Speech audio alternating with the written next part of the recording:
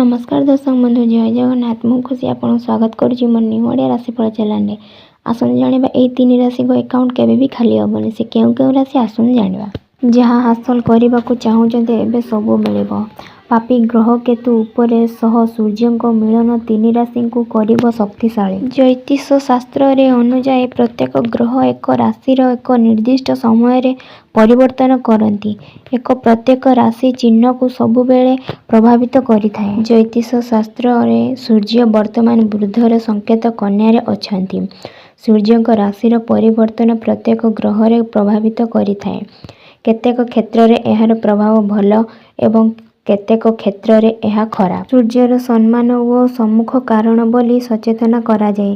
केतु कन्यार पूर्वर उपस्थित थिले। एहार परिमाण स्वरूप सूर्य केतेकंकर एक विरल राजयोग सृष्टि हेइछि। मेष राशि एहा मेष राशि लोकंक जीवन रे एक बड़ प्रभाव पकेइबाकू जाउछि। अर्थनीतिक परिस्थिति पूर्व अपेक्षा भल हेबो।